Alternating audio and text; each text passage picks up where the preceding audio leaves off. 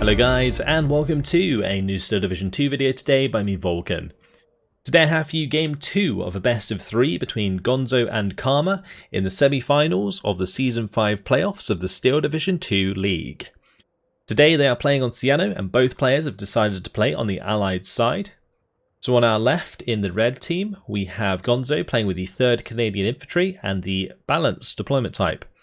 And on our right, in the blue team, playing with the 2nd Armoured French, we have Karma playing with the Vanguard deployment type. So, Gonzo took the first game. He managed to outlast Karma's Vanguard that time around. Let's see if he can do it again. Both of these divisions, both the 3rd and 2nd, can be very fast early game divisions. So we're going to have to see if Karma can play that to his advantage with the Vanguard income. Whereas it looks like Gonzo is going to be playing for the late game again and making sure that he can kind of break down Karma's early start so that as soon as he moves into phase B and then C, he has an advantage for the rest of the game, which Karma identified and therefore surrendered in the last one. So yeah, this time around, let's have a look at what's going down. For Gonzo on the top side here, he's got a couple of stormtroopers, 2 rifles with the PIA, he's got a rifle leader and a 6-pounder. Further down, we're going to see the 2 stormtroopers, rifles with PIA and a rifle leader, Sherman 5DD, and the Wolverine. Then there's going to be a defense group covering the middle, more defense group on the bottom side, and even more defense group at the very bottom, with the sniper scouts, 2 6-pounders, Sherman 5, and a Wolverine. Over on the side of the 2nd US, on the top, it's going to be a Voltager squad and a 57mm, also another M1 gun. It's got the Voltagers there, Sappers, 57mm. Further down, it's going to be the M8 and an M8 Spy with another 57mm. And then on the bottom side, this looks like where he's going to try and push, because he's got his 2 M4A2s at 2-star veterancy. He's got the 3 Sappers, AT gun, 2 M8s and his flamers. So his flamers are going to be pushing quite aggressively. Yeah, you can see that he's basically trying to go all the way to the other side of the valley here. The DB is going to be coming across. He brought it in on the top side so that he could turn it and then drop the smoke crossways. I'm not sure if that was a mistake in him accidentally evacing it, but it seems that that's going to be leaving the field early on. Would have been nice to cover off this ridge so that he could get the M4A2s close as soon as possible. That way it kind of negates the effectiveness of 6-pounders. But then again, maybe he just evac'd it so that the opponent didn't really know where he was pushing in. But here come the M8s really, really fast. They're trying to pick off the defense group here. The snipers are starting to get the better of the flame units in the open. See if the 6-pounder can finish off the M8s in time. But they are moving very, very fast. They might be able to just get right on top of these and start putting 30 cal and 50 cal fire onto the 6-pounders. One of them's gone down. If they can continue to pin the 6-pounders, then that would put them in a good spot. But that's going to be another hit there. Flamers are dead. M8's dead. The M2s are coming in hot. DB is coming round again, this time for probably a successful smoke. And that's going to cover off this push from the AT guns. I'm not going to stop that AT gun from going down. Is going to lose one of the M5A1s and the Sappers, though, to the defense group. This has been a very risky start. I think he would have liked to have had that smoke where it is already, because his M8s wouldn't have died. The half-track wouldn't have died there. He would have been in a much better position. But these half-tracks are going to continue to push through. His Sappers are getting into position. Gonzo doesn't know what was in these half-tracks. It could just be voltages as far as he's concerned. Sappers are less likely in the early game, but they do have a bazooka, so they can take out these Sherman 5s pretty well. The M4A2s are making some decent ground, and you can see that Karma's already trying to reinforce this bottom side. So going for the strong push down here. Gonzo's going to reply with a Wolverine, brought in another Sherman 5, bringing in the Staghound. Staghounds are actually really nice for dealing with the M8 Spy. And he's got it at 2-star veterancy as well, so it's going to be pretty damn accurate. The Sappers, looks like they maybe took out one of the M4s, but the other one's backing off. Oh no, it was an M10. The M10 went down to the Sappers. The other one's backing off. Oh, 6-pounder at close range, going to get absolutely annihilated. And this is what makes the smoke good in this situation, is if your opponent's got some 6-pounders that are trying to hold the ridge, and you get smoke on top of them, you can then get close with the M4A2s. That makes your machine guns a lot more effective. And that is a bounce from the Sherman 5DD there onto the M4A2. And this is a really nice smoke as well. Lovely smoke wall again from the DB7B. It's going to cover off the advance down this road. Now, potentially, that could allow the Sherman 5 to just drive through the smoke and get some good side shots onto the M4A2s, but for now, it means he doesn't have to worry about that flank as he continues to push forwards onto the Sherman 5DD that is isolated and on its own. 3 units of rifles, though, are going to be able to engage the sappers there and pin those down. This M5A1, however, doesn't really have to worry about those. It does have to worry about the tanks, of course, but can just freely hit the rifles as long as there's nothing to kill it. Because the rifles don't have PATs in this case. We've got to really pay attention to this engagement. If Karma can kill the Wolverine and the Sherman 5DD, he'll have a massive advantage on this bottom side, but he takes a shot and backs off without firing back. That is not good. The rifles managed to get close enough to the half-track in the meantime to get grenades in it. So the rifles, although they don't have an AT weapon, all infantry does come with 60-meter grenades. So if he can get close enough to the half-track, he can lob those. Since Khan was most likely microing this engagement further up, he got caught out there. And now the Sherman 5s come through the smoke on this side, managed to pick off the low health M4A1. The second M4A2, does manage to bounce it. There is a new M4A2 on the field here. But this one's now pushing through. Oh, it missed! So Gonzo's Sherman bounced. Karma's missed. Okay, they both bounced off each other now. The sappers are still getting pinned by the machine guns. Meanwhile, Gonzo's trying to come around the flank here with his Sherman 5 to collapse on that M4. Sharma tries to reverse it. It gets one shot by the Sherman 5 because it's barely taken any damage. And, well, the sappers, they're going to get melted by the 50 cals, and this is not looking too hot for Karma in the early game, but he does have more reinforcements on the way. He's got 2 more M10s. And these M10s, they can certainly make short work of Shermans. They are pretty accurate as well. Just got to use them right.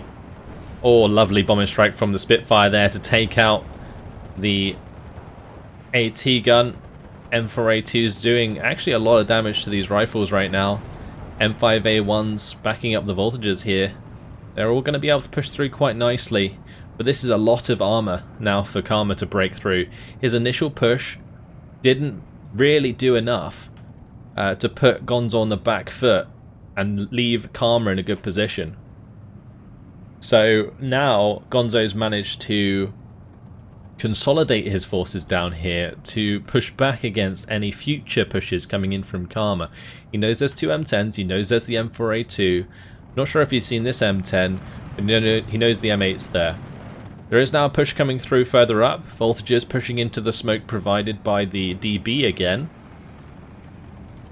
Getting those voltages on top of that flag if he can. And he'll be pushing a 15 to 9 early on, which is exactly where he wants to be. AT gun has gone down though. That might actually lose him this flag. Unless the sappers can move more in that direction. And actually, I don't think these defense group are really close enough for that to be a problem. Alright, here come the defense group. This is going to be really reliant on recon. And also, I guess the rifles will probably spot the M10s anyway, but making sure that he doesn't get popped here in engagements just like that is really important. He does manage to trade a Sherman 5DD for one of his M10s. That's not too bad, but he's going to be wanting to make sure that his tanks are engaging the same target. Because if they're not, they'll get picked off, since Gonzo has a numbers advantage. The bombing strike, oh, beautiful bombing strike there by the DB, gets a double kill. M10 only has to get one more shot onto the Sherman 5 command to get the kill. He does manage to find it. Honestly, that works out quite well thanks to that bombing strike. And wow, nice M10 hit there onto the Sherman 5 as well, doesn't even receive a hit back. Now the M10, can it finish the job? Or loses line of sight just in time. This is crucial right now for Karma. He really needs to make a solid breakthrough in Phase A, and so far it's so like on a knife's edge. It really is. It really, really is. Like, he's probably killed most of Gonzo's Phase A armor, but he's got to keep his own alive. So he's got another M4A2 on the way, another M10. He's got to take care of this Sherman 5 and the Sherman 5 in the town. If he manages to do that, then he might be able to exploit quite a lot of ground before Phase B. But Phase B is only 2 minutes away, so he's got to get a move on. And I guess it will be all down to what he can do with this armor on the bottom side. And it looks like he's kind of doubling down further north. So he's got the voltages. Not quite sure what happened here with him unloading them on the road. It seems as though Karma has made a little bit of like micro errors throughout this game. Like the DB at the start not dropping a smoke, and now the voltages unloading at the spawn. It's very uncharacteristic of Karma. Maybe just under quite a lot of pressure, I don't know. But the M4A2 is now going to be making a push for the town. They're going to have to get through the Wolverine and the Sherman 5DD. Also another smoke bomber coming into the top side to help the voltages try and take this flag. But that is 2 units of stormtroopers. And stormtroopers, they have 6 SMGs and a HE grenade. So we can say goodbye to those voltages as they do a runner through those smoke clouds. Yeah, one of them's completely dead already. Second one's running away. These M10s have got to find those armor kills. This 6-pounder's actually moving up into a very, very deadly position. As soon as that M10 moves up, it's going to get popped. And the Sherman 5 might not even need to get engaged. This 6-pounder as well. Really smart placement by these 6-pounders.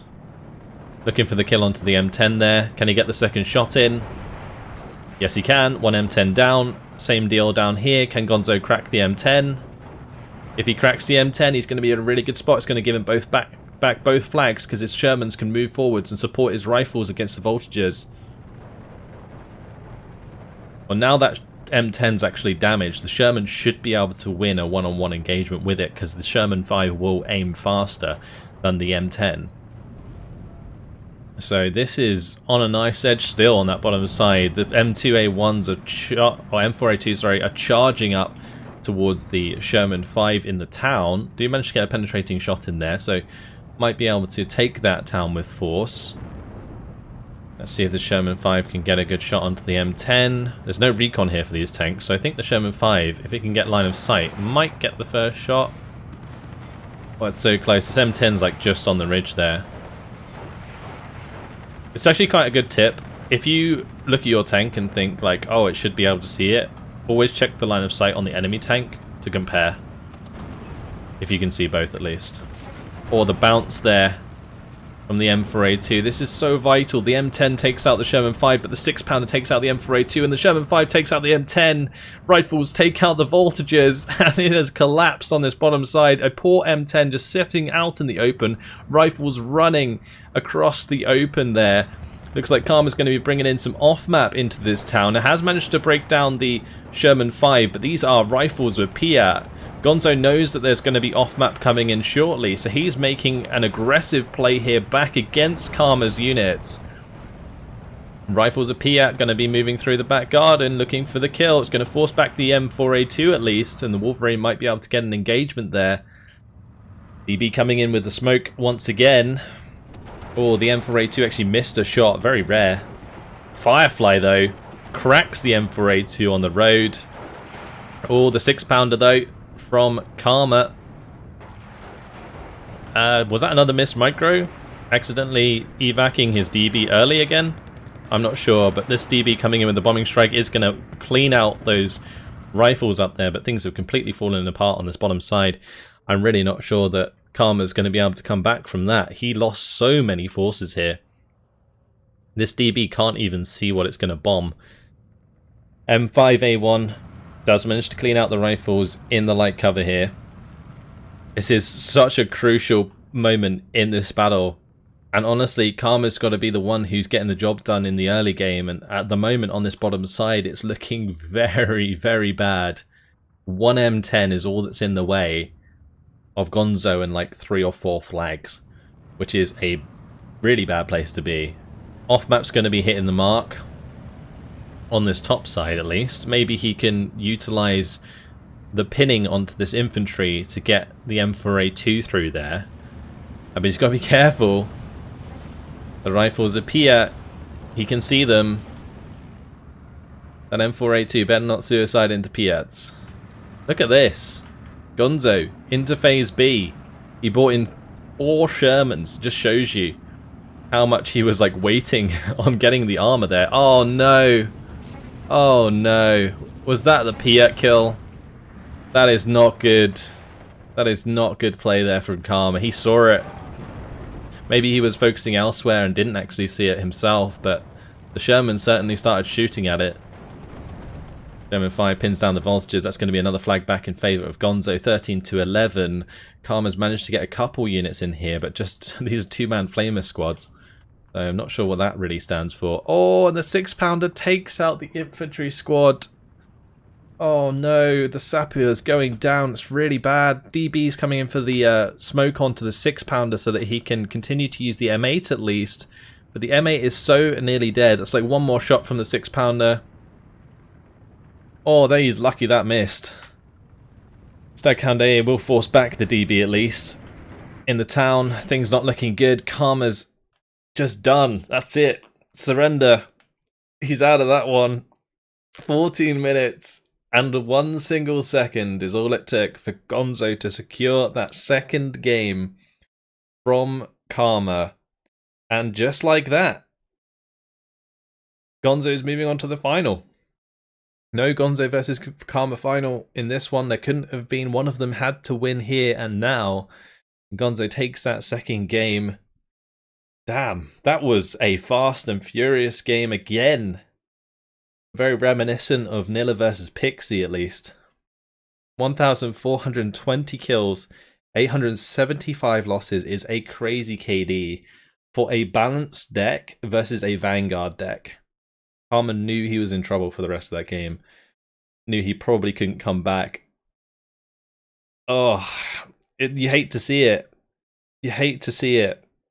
Karma, I think, just made too many mistakes there. He unloaded 2 voltages at his spawn, which is really important for that town push.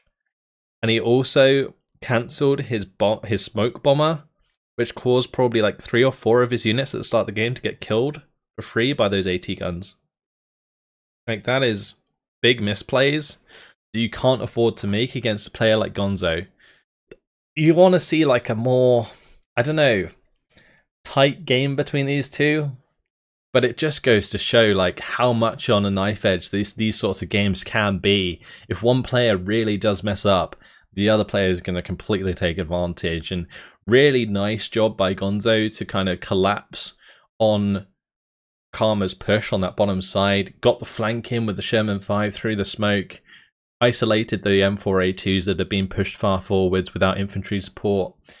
And yeah, in the end, I think it just came down to maybe a bit of a division mismatch, because I think the second isn't ideal for dealing with the third, because the third has like the same sort of tanks in the form of the Shermans, but then has better infantry as well.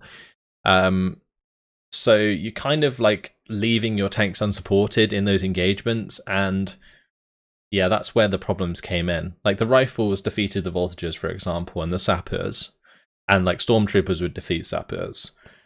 So yeah, in all of the infantry engagements, Karma's not really going to find an advantage, so he really has to do well with his armor play. And I liked the idea with the DBs. It was really like cool to see that work, or like try to make it work. But yeah, it just didn't pay off in the end. Unfortunately, he made those too many mistakes, and that's it. You know, that's unfortunate, but it is 2-0 for Gonzo. Wipes out Karma very convincingly from the tournament, from the playoffs. And yeah, Gonzo's going to move on to the finals to face off against Under the Sea. Or as I called you, because that's what it's posted as on the challenge. But yeah, I think in game he's called Under the Sea. Anyway, yeah, because Under the Sea did defeat Nilla. I don't have those replays for you guys, unfortunately. But that is it. Yeah, we'll just take a quick look at the kills here. Sherman 5, DD managed to kill M4A2. I don't think there was any like particular M4 that did really well, but just the fact that These 6-pounders were so well placed at one point there to counter those M10s at the end. It was so perfect. And in the end, this 6-pounder killed the M4A2 instead of the M10, which is probably a better target for those. The double kill from the DB was really nice. Well, it looks like it might have been 2 DBs. Yeah, it must have been 2 DBs that dropped bombs, because it looks like, yeah, they're Wolverine and Sherman 5 that died at the same time. Okay, that makes a bit more sense as to why both of them died. But yeah, in the end, Karma's very aggressive strategy did not manage to work out. And yeah, I think he knew what he needed to do, Karma. And as soon as he couldn't pull it off, that was game. Pretty much. Anyway, good game between these guys. It's always great to see them play. Commiserations to Karma. Congratulations to Gonzo. That's it. Hopefully you guys enjoyed it. And I will see you in the final between Gonzo and Under the Sea. Thanks for watching. Goodbye.